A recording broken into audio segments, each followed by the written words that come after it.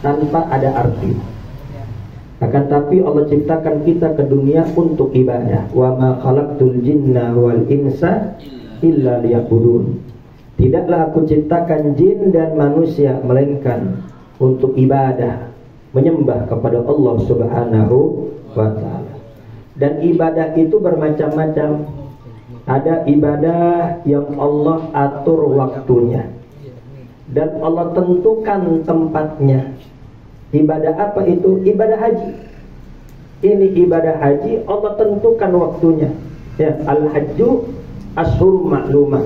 Ya, sesungguhnya haji itu bulannya sudah ditentukan oleh Allah Subhanahu wa ta'ala. Jadi nggak bisa sembarangan, harus di bulan haji, terutama harus mendapatkan hari Arafah, al-hajju Arafah. Dan tempatnya juga ditentukan, harus di Mekah Al-Mukarramah, di Masjidil Haram. Ada juga jenis ibadah yang kedua, tempatnya ditentukan tapi waktunya bebas, kapan saja, ya, bulan apa saja, ya, tempat ditentukan. Ibadah apa tuh? Ibadah umroh. Umroh harus di Mekah, akan tapi waktunya bebas. Dan ada juga yang ketiga, ibadah yang waktunya ditentukan oleh Allah tapi tempatnya nggak diatur, bebas tempatnya. Ibadah apa itu? Sholat. Inna sholata kanat alal mu'minina kitaban mawquta. Sesungguhnya sholat waktunya sudah ditentukan oleh Allah Subhanahu wa ta'ala. Jadi nggak bisa kita sembarangan. Tapi masalah tempat nggak diatur sama Allah. Di rumah boleh, di kantor boleh, di jalanan boleh. Bahkan nanti kita di Mekah Madinah itu sholat di jalanan bukan perkara asing, itu perkara biasa. Ya, itu supir-supir kalau udah tiba waktu sholat mereka semua berhenti sholat di pinggir jalan. Polisi-polisi apa semua, ya itu pemandangan biasa. Ya, akan tapi afdolnya di masjid. Ya. Ada jenis ibadah yang keempat, waktu sama tempat nggak diatur. Ya, waktunya kapan saja, pagi boleh, siang boleh, sore boleh, malam boleh. Tempatnya juga di mana saja. Di masjid boleh, di lapangan boleh, di jalan boleh, di rumah juga boleh. Ibadah apa tuh? Zikir, baca salawat, baca maulid, majelis ilmu. Ya, ini yang nggak dipahami oleh saudara-saudara kita dari kalangan Salafi Wahabi. Ya, mereka mengatakan bid'ah, sesat. Mereka nggak paham. Kalau zikir, kalau majelis ilmu, kalau salawatan, ini jenis ibadah yang waktunya dan tempatnya tidak ditentukan oleh Allah Subhanahu wa ta'ala. Kita diperintahkan uzkurullaha dzikron katsira, zikirlah kepada Allah dengan zikir yang banyak, di mana saja dan kapan saja. Shallu ala Muhammad. Berbicara mengenai ibadah haji, ini ibadah yang berat, ibadah yang sulit, ibadah yang tidak mudah, perjalanan yang jauh. Akan tapi sesuatu yang berat, kalau sudah dapat pertolongan Allah menjadi ringan. Sesuatu yang sulit, kalau udah mendapat pertolongan Allah jadi mudah.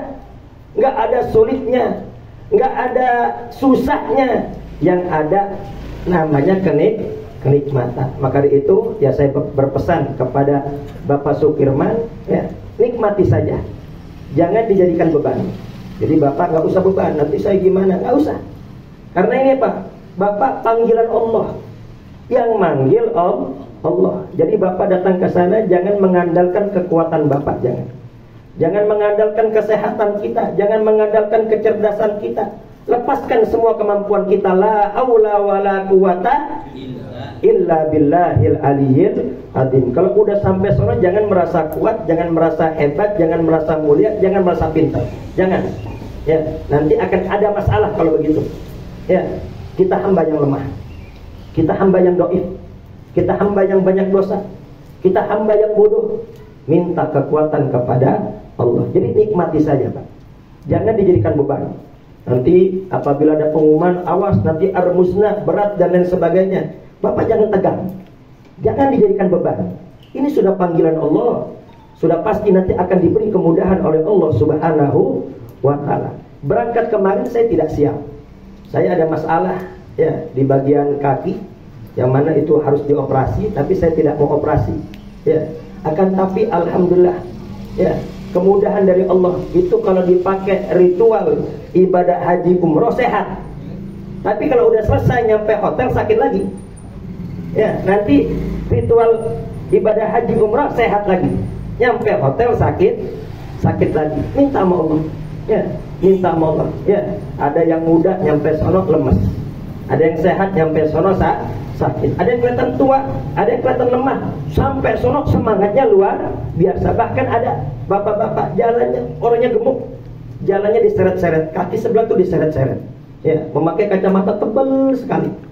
Ini ketika di Mina, yang mana tenda ini terbatas, jumlah jamaah lebih banyak, dan panasnya itu sangat luar biasa. Dan kebetulan terjadi musibah, ada kebakaran. Yang mana sempat pada kabur semua. Sempat putus asa, tuh yang putus asa udah gak mikirin ibadah lagi Pak. Pulang ke hotel semua. Sebagian itu pulang ke hotel. Kenapa? Udah susah, tenda sempit. Kemudian apa? Kebakaran, down.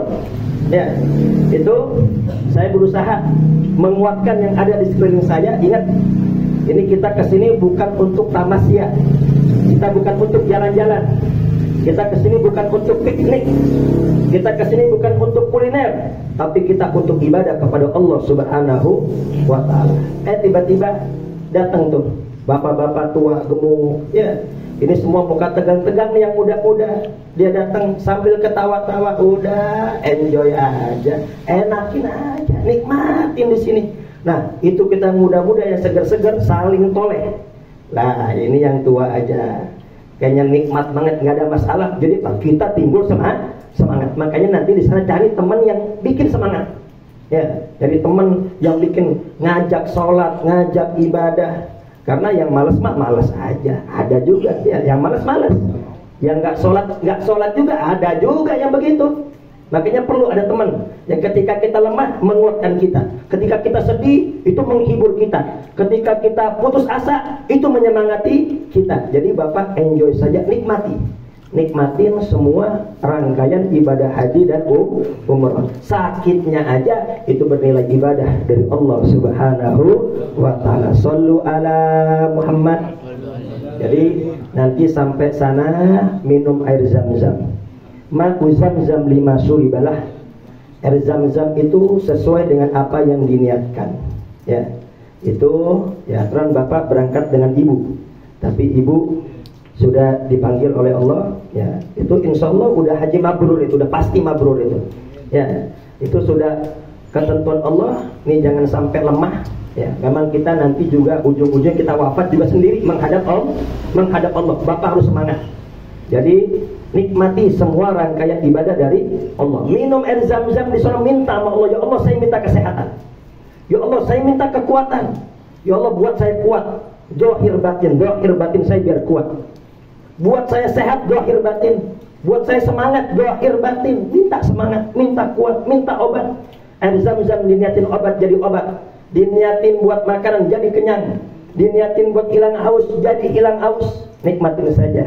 Jadi kalau nanti tawaf, sa'i capek, istirahat dulu, nggak apa-apa, nggak ada masalah. Bapak sambil ngantongin botol, minum dulu. Minta sama Allah, ya Allah saya capek ya Allah. Beri kekuatan ya Allah. Sehatkan saya ya Allah. Ya Allah saya lemah ya Allah, kuatkan saya. Minta sama Allah. Nanti dikuatkan lagi oleh Allah Subhanahu wa ta'ala.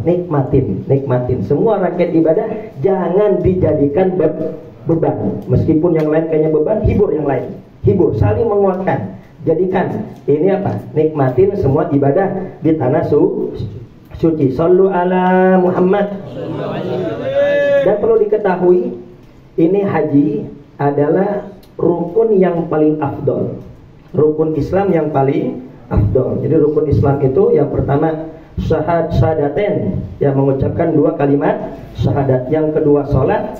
Yang ketiga puasa, yang keempat zakat, yang kelima haji. Ya, haji ini ibadah rukun Islam yang paling afdol. Tapi pendapat yang muktamad, pendapat yang terkuat disebutkan dalam syarah Yaqutun Nafis, itu dari segi keafdolan tetap urutan. sesuai urutannya. Tentunya urutan pertama apa? Syahadatain. Nah, ini tidak diragukan lagi. Syahadatain ini paling afdol. Karena sebagus apapun ibadah seseorang, sebanyak apapun sosial seseorang, tapi nggak mengucapkan syahadatain, semua sia-sia. Syahadatain. Yang kedua sholat. Ya. Jadi yang belum dipanggil oleh Allah tidak usah berkecil hati. Ya. Al-hajjul mabrur laisa lahu jasa illal jannah. Haji mabrur tidak ada balasan kecuali surga. Salat juga, rajin salat juga tidak ada balasan kecuali surga. Jadi yang belum dipanggil salat yang benar. Kemudian apa? Yang kedua puasa, yang ketiga puasa. Ya, puasa benar Ramadan itu surga dari Allah Subhanahu wa taala. Keluarkan zakat itu surga dari Allah. Ini kalau salat udah benar, puasa udah benar, zakat udah benar, tinggal yang terakhir insya Allah dimudahkan oleh Allah Subhanahu wa taala. Kalau belum takdirnya di dunia, insya Allah di akhirat tercatat sebagai orang yang haji umrah ziarah Nabi besar Muhammad sallallahu alaihi wasallam. Akan tapi ini haji punya kekhususan. Ya. Salat ada dalam haji, puasa ada dalam haji, kurban nyembelih hewan ada dalam haji, sedekah ada dalam haji. Kemudian apa lagi? Wirid zikir ada juga dalam haji. Makanya ya ciri-ciri haji mabrur itu, haji mabrur ada ciri-cirinya. Memang kita semua nggak tahu. Ya, ini orang mabrur atau tidak kita tidak tahu. Akan tapi ada ciri-cirinya haji mabrur. Apa? Itu amut ta'am walinul kalam. Ya, ciri-ciri haji mabrur suka memberi makan. Jadi ya yang punya rezeki lebih nanti ke sana bawa agak banyakan. Ya, sedekah. Ya, sedekah, berbagi makanan itu kalau di musim haji ini kita agak sulit untuk mencari pengemis. Kalau di Mekah masih ada, tapi kalau di Madinah itu hampir tidak ada. Ya, di Mekah masih ada di Mekah. Ya, di luar-luar haram itu masih ada pengemis-pengemis. Ya, akan tapi kalau di Madinah itu hampir tidak ada. Jadi gimana?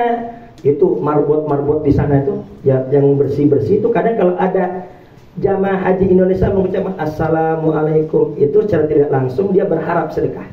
Kita kasih Pak 5 real, 10 real. Itu semua mereka tuh berharap sedekah. Jadi ya ini yang nggak berangkat haji titip duit sama Pak Sukirman, ya titip ya untuk disedekahkan di sana. Ya agar apa? Agar kita juga dapat fadilah keutamaan haji. Shallu ala Muhammad. Dan haji ini bagi yang mampu. Ya, yang nggak mampu nggak usah maksain. Kenapa? Tadi sholat benar itu surga, puasa benar itu surga, keluarin zakat juga surga. Kalau belum mampu berarti belum panggilan. Jangan sampai ngutang-ngutang. Dan juga oleh ulama ditegaskan yang haji jangan sampai masih punya utang. Orang yang haji utang kagak dibayar, hajinya tidak diterima oleh Allah Subhanahu wa taala. Tuh bayar dulu tuh. Ya, cicilan hutang kecuali utang yang belum jatuh tempo. Ya, sambil minta ridho. Sambil minta ridhonya saya mau berangkat haji. Kenapa? Utang jangan dianggap remeh. Itu Nabi kita Muhammad sallallahu alaihi wasallam sampai nggak mau mensolati jenazah orang yang masih punya hutang. Kenapa? Nabi mau ngejaga hak orang. Ya, jangan sampai ada hak orang yang dirugikan. No, saking pentingnya hutang. Sampai-sampai orang yang mati syahid, itu orang yang mati syahid bisa mensafaati 70 keluarga. Ya, ada orang mati syahid, ya, itu bisa mensafaati 70 keluarga. Akan tapi kalau dia masih punya hutang, dia belum bisa mendapatkan kenikmatan surga sebelum hutangnya dilunasi. Shallu ala Muhammad. Kemudian sampai di tanah haram jaga adab. Ya, itu kenapa disebutkan tanah haram? Ya, tanah yang terhormat, tanah yang sangat dimuliakan.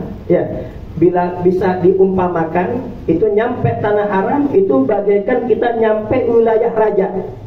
Kita nyampe berkunjung ke wilayah raja. Yang mana wilayah kekuasaan raja nggak ada yang bisa masuk kecuali undangan dari Allah Subhanahu wa taala. Jadi ini jamaah haji semua adalah duyufur rahman, duyufullah, duyufur rasul.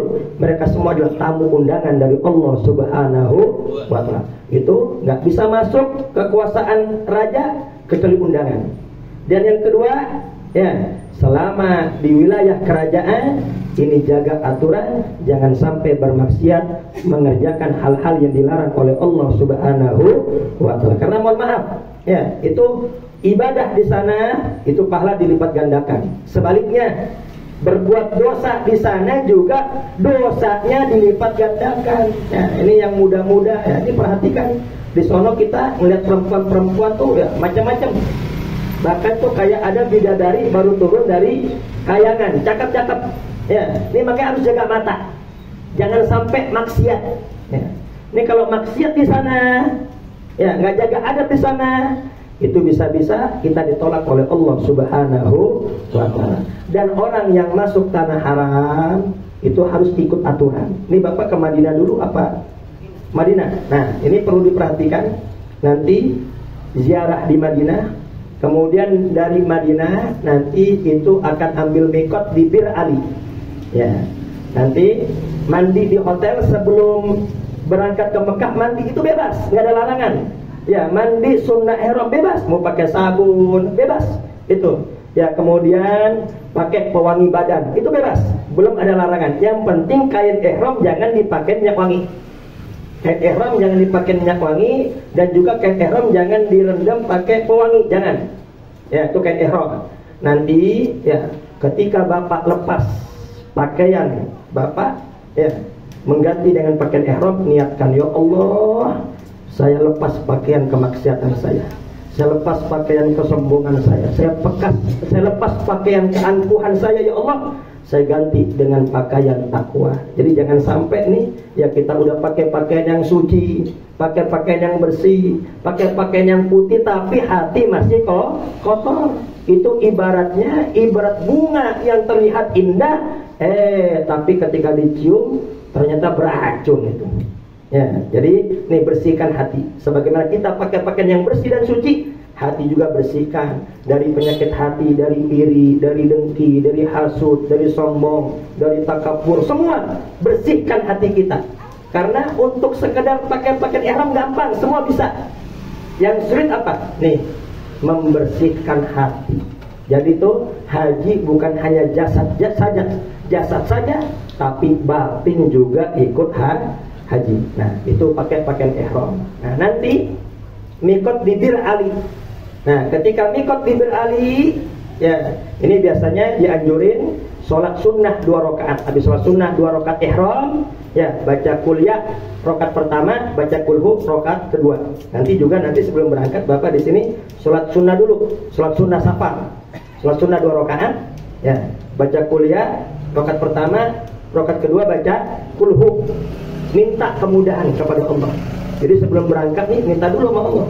Ya, jadi secara nggak langsung, ya Allah, saya ini nggak kuat, ya Allah, saya ini lemah, saya ini nggak bisa apa-apa, saya minta kekuatan kepada Engkau. Sholat dulu 2 rakaat, ya, baru nanti jalan. Nah, nanti setelah sholat sunnah ihram, kemudian bis jalan. Sebetulnya itu baru niat pas bis jalan, tapi terkadang itu diajak ketika di masjid, ya.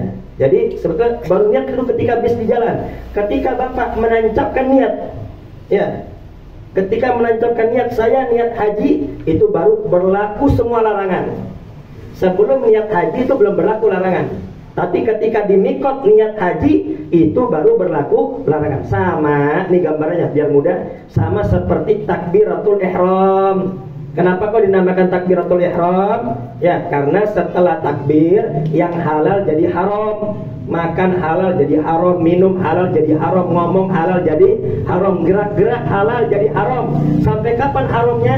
Sampai salam. Sama. Nih kalau udah niat haji di mikot, ya, di Bir Ali nanti, itu sampai kapan berlaku larangan? Sampai Bapak tahallul, sampai motong rambut. Makanya ini dinamakan haji tamattu. Ya, ini haji Indonesia dinamakan haji tamattu. Haji apa? Ya tamatta. Jadi habis umroh dia tahlul, ya tamatta, bebas. Mengerjakan semua larangan-larangan Allah, larangan-larangan ihram sampai kapan? Sampai nanti hari Arafah. Nah, sampai nanti hari Arafah. Biasanya tanggal 8 udah siap-siap tuh. Siap-siap mau ke Arafah. Nah, makanya dinamakan haji tamattu, karena umroh dulu. Habis umroh dia santai, ya, senang-senang di Mekah. Ya makanya sampai diibaratkan tamattu, haji makan turuk, haji makan turuk. Kenapa? Santai. Ya, nanti baru siap-siap lagi pas tanggal 8 Dzulhijjah itu siap-siap mau ke Arafah itu. Nah sebetulnya ini kita nggak kena dam jamaah haji Indonesia. Sebetulnya nggak kena dam, asal balik ke mikot. Ya, asal balik ke mikot. Tapi entah kenapa, ya entah kenapa itu ternyata nggak lewat mikot lagi, langsung dari hotel itu ke Arafah, makanya kena dam. Nanti motong kambing. Ya, jadi intinya ya nanti ketika ihram ya jangan hanya memakai pakaian yang bersih, jangan hanya memakai pakaian yang suci, tapi hati kok kotor. Ya, orang yang junub boleh gak masuk masjid? Nggak boleh. Sama orang yang hatinya junub itu nggak bisa masuk tanah haram, itu nggak bisa mendekat kepada Allah Subhanahu wa ta'ala. Sebanyak apapun dia ibadah, sehebat apapun dia beramal soleh, tapi kalau hatinya kotor, masih ada musuhan sama tetangga, masih nggak tegur sapa sama keluarga, itu apa? Percuma haji kita nggak diterima sama Allah Subhanahu wa ta'ala. Sebagai penutup ya, ini haji, kemudian motong hewan kurban dan mandiin mayat, ini nggak bisa kalau nggak praktek. Meskipun orang ahli kitab ya, tapi nggak pernah praktek mandiin jenazah, ini nggak bisa Pak. Ya, saya suruh mandiin jenazah nggak bisa, saya somat ini bagiannya. Ya, kemudian juga ya nyembelih hewan kurban, ini nggak bisa kalau nggak praktek. Orang yang takut sama darah nggak bisa. Ya, sama haji juga ini nggak tahu kalau tidak praktek. Makanya di sana nanti banyak bertanya. Kenapa? Ini pernah dikisahkan Syekh Abdullah bin Umar Bamakromah. Itu ketika sampai di kota Mekah, dia ulama hebat. Ya, ditawarkan mau mutawif apa tidak, mau ada guide apa tidak. Oh nggak usah, karena saya ulama. Cukup anak kecil saja. Ya, anak kecil untuk nunjukin saya tempat-tempat haji. Ya, kemudian anak kecil ya itu berjalan bersama Syekh Abdullah bin Umar Bamakromah. Ketika nyampe Masjidil Haram, beliau mau sholat tahiyatul masjid, ditegur, ya Syekh, wahai Syekh, ini kalau di Masjidil Haram tahiyat masjidnya bukan sholat, tapi tahiyat masjidnya adalah tawaf. Nah, karena kalau nggak tahu, nggak paham. Imam Abu Hanifah, imam hebat, ya, imam madhab, itu ketika sampai di Mekah, ya, dia haji umrah, kemudian ingin tahallul, dia datang ke tukang cukur, ya, tolong potongin rambut saya. Kemudian apa? Berapa ongkosnya? Apa kata tukang cukur ini? Ya, Nabi Muhammad ngelarang nentuin ongkos motong tahallul. Udah salah satu. Sodakta, engkau benar. Kemudian apa lagi? Pas mau cukur itu menghadap kiri, dikasih bagian kiri. Ditegur lagi, wahai Syekh, ya, sunnahnya kanan, motong kanan dulu, diaturin ya. Ya, kanan, tapi kanannya nggak ngadap kiblat. Wahai Syekh, harus ngadap kiblat sunnah. Udah berapa salah itu? Udah 4 salah. Ya, sodakta, kau benar. Jadi, ya di sana ini haji umroh. Kalau kita nggak pernah, ini kita nggak tahu. Ya, jadi di sana harus banyak bertanya. Dan sebelum saya akhiri, ya ini jangan sampai nanti di sana wudu. Ini wudunya seperti di Indonesia. Ya, tapi di sana ikut mazhab Imam Malik. Gimana caranya biar ikut Imam Malik? Cara wudunya juga wudu Imam Malik. Ya, dalam mazhab Imam Malik menggosok ini wajib. Ya, kita udah biasa lah. Ya, dalam Imam Syafi'i digosok sunnah. Biasa kita basuh ya, digosok. Tapi Imam Malik itu wajib. Sama rambut. Rambut kita biasa hanya beberapa helai. Ya, tapi dalam mazhab Imam Malik basuh semua rambut wajib. Jadi nanti Bapak Sukirman ingatkan selama di sana nanti wudunya ya seperti biasa digosok, tapi rambut basuh semua. Ini rambut dibasuh semua. Kenapa? Ikut mazhab Imam Malik. Nanti cara batal juga bisa ikut Imam Malik. Jadi kalau sentuhan dengan lawan jenis itu tidak batal wudu. Karena kalau dalam mazhab Imam Syafi'i, sentuhan lawan jenis, syahwat tidak syahwat batal. Tapi kalau mazhab Imam Malik, asal tidak syahwat itu tidak batal. Karena apa? Di sana nggak bisa dihindari Pak. Itu perempuan-perempuan Bangladesh, perempuan-perempuan India, wah itu sembarangan. Kadang dia lawan arus, tangannya kadang begini, diangkat, rambutnya kemana-mana, kaki nggak pakai kaos, kaki mau nggak mau tuh sentuhan sama kita, ya mau nggak mau pasti sentuhan sama kita, ya baik mungkin yang ini yang dapat saya sampaikan. Yuk kita doakan Bapak Sukirman, semoga perjalanan haji umrohnya dilancarkan oleh Allah.